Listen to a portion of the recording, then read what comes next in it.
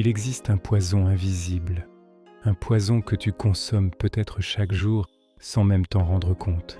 Il ne tue pas le corps, il tue quelque chose de bien plus précieux, ton potentiel.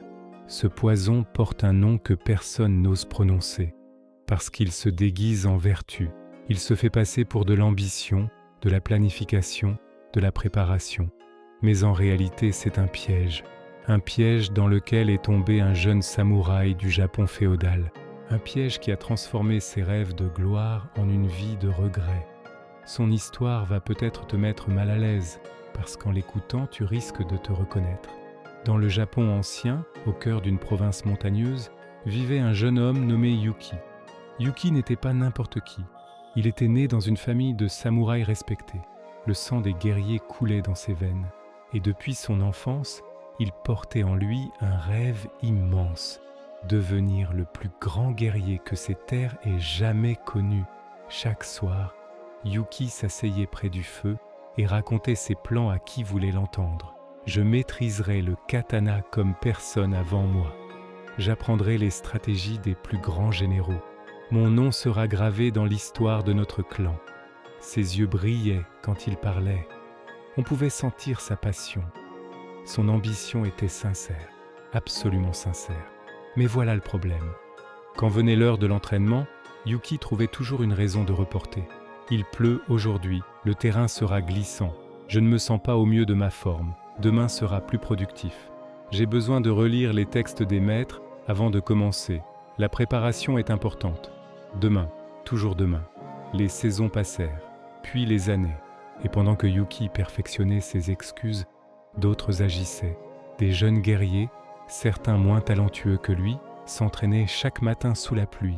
Ils répétaient les mêmes mouvements, encore et encore, jusqu'à ce que leurs muscles brûlent. Ils ne parlaient pas de leurs rêves, ils les construisaient. Un jour, lors d'un tournoi du clan, Yuki fut humilié, battu en quelques secondes par un garçon de 5 ans, son cadet.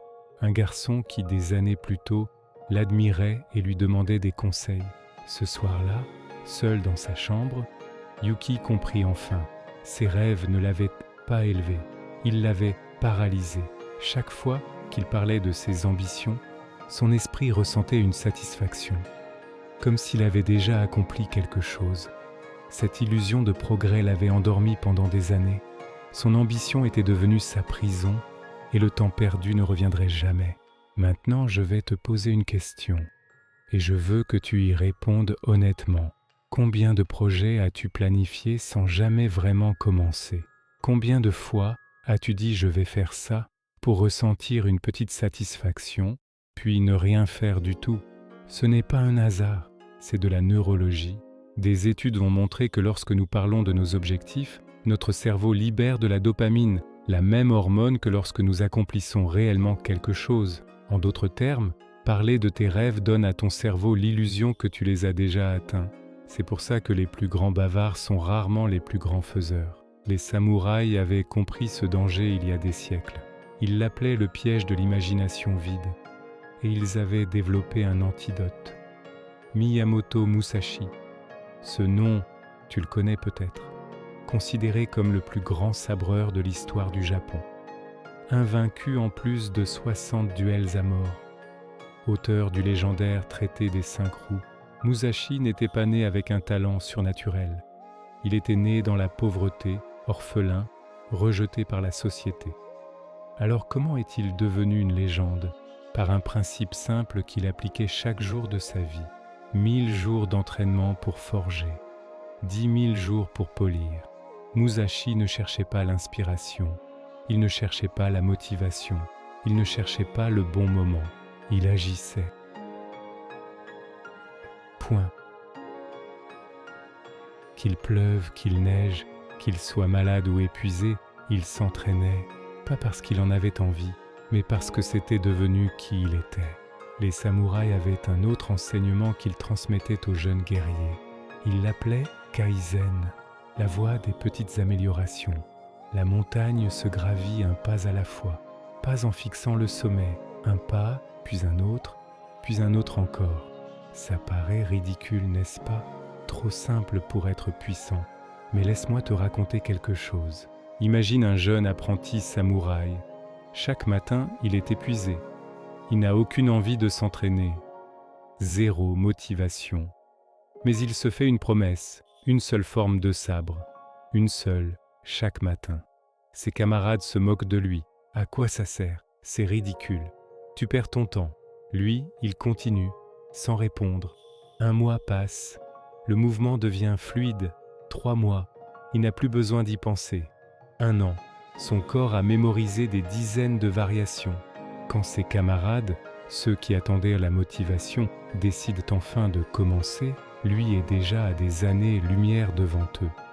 Le plus petit pas répété 1000 fois surpasse toujours le plus grand plan jamais exécuté. Yagyu Munenori, l'un des plus grands maîtres samouraïs, disait « Le sabre qui attend les conditions parfaites ne quitte jamais son fourreau. Attendre le bon moment, c'est attendre quelque chose qui n'existe pas. Alors maintenant, parlons de toi. Tu as probablement des rêves, des projets, des choses que tu veux accomplir. Et tu attends peut-être quelque chose, la motivation, l'énergie, le bon moment, les bonnes conditions. Mais voici ce que les samouraïs savaient et que la plupart des gens ignorent. La motivation n'est pas le feu qui démarre l'action, c'est la flamme qui naît de l'action. Tu ne te sens pas motivé? Agis quand même. Le mouvement crée l'énergie crée la motivation. Et la motivation crée l'élan. Ceux qui attendent de se sentir prêts attendent toute leur vie. Ceux qui agissent, malgré la résistance, construisent des empires. Les samouraïs avaient une phrase qu'ils se répétaient avant chaque journée difficile. « Je ne suis pas gouverné par mes émotions, je suis guidé par mes engagements. » La force, ce n'est pas de dire « je fais ça parce que j'en ai envie ». La vraie force, c'est de dire « je fais ça, que j'en ai envie ou non ». Yuki a passé sa vie à rêver, et ses rêves sont morts avec lui. Les guerriers qui l'ont dépassé n'avaient pas plus de talent, ils n'avaient pas plus de temps, ils n'avaient pas plus de ressources. Ils avaient juste compris une chose que Yuki n'a jamais acceptée. Le temps n'attend pas que tu sois prêt. Chaque jour où tu parles sans agir, chaque jour où tu planifies sans commencer, chaque jour où tu attends la motivation, est un jour que tu ne récupéreras jamais. Alors voici ma question pour toi. Est-ce que tu veux être celui qui rêve ou celui qui construit? La réponse ne se trouve pas dans ta tête. Elle se trouve dans ce que tu vas faire dans les prochaines 24 heures.